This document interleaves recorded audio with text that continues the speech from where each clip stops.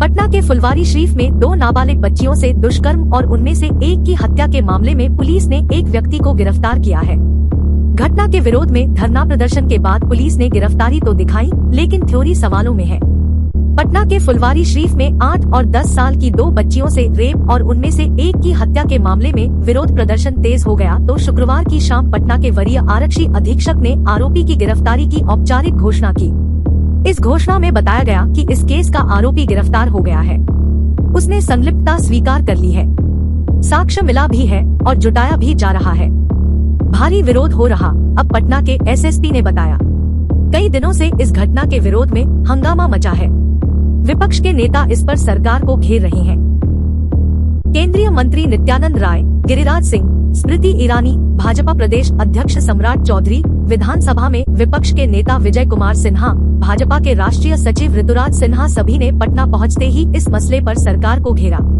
इसके बाद शुक्रवार की देर शाम पटना के सीनियर एसपी राजीव मिश्रा ने मीडिया को जानकारी दी। Phulwari Sharif rape murder case का जो आरोपी है, पटना पुलिस ने उसे गिरफ्तार कर लिया है।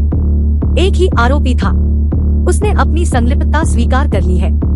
उसके विरुद्ध सभी साक्ष्य इकट्ठा किए जा रहे हैं। शनिवार को विस्तार से जानकारी दी जाएगी और जल्द उस व्यक्ति को सजा दिलाने की तैयारी की जाएगी। अब तक इतनी ही बात सामने आई थी।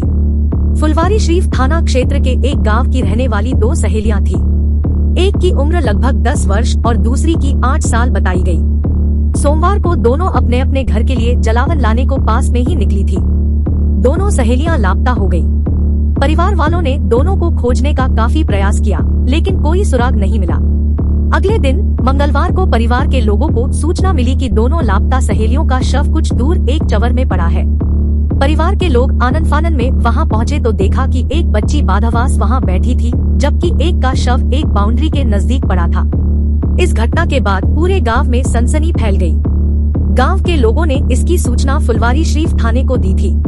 पुलिस ने घायल बच्ची को इलाज के लिए पटना एम्स में भर्ती कराया। उसके बाद से पुलिस के रवैये के खिलाफ आगजनी प्रदर्शन शुरू हुआ। थाने पर भी हमला हुआ, जिसमें एक पुलिसकर्मी का सिर भी फट गया। लड़कियों के दलित और आरोपी के प्रभावी की बात। हंगामा बढ़ा तो यह भी मामला सामने आया कि दोनों पीड़ित दलित वर्ग से हैं और आरोपी को कुछ राजनेताओं का संरक्षण प्राप्त है। सरकार इसलिए भी घिर गई क्योंकि सत्ता के समर्थक वामपंथी दलों ने भी विरोध शुरू कर दिया। भाजपा के कुछ नेताओं ने पीड़ितों के दलित और आरोपी के दूसरे धर्म का होने की भी बात कही। इतना कुछ होने के बाद शुक्रवार को पटना एसएसपी ने एक ही युवक की संलिप्तता बताते हुए उसकी गिरफ्तारी की औपचारिक जानकारी दी। आधारभूत सवाल यही था कि आरोपी का नाम ताम्र क्या है, लड़कियां उस आरोपी तक कैसे पहुंची या आरोपी उन दोनों तक कैसे बचा। अगर वह अकेला था तो एक से दुष्कर्म करने के दौरान उसने दूसरे को कैसे नियंत्रित किया।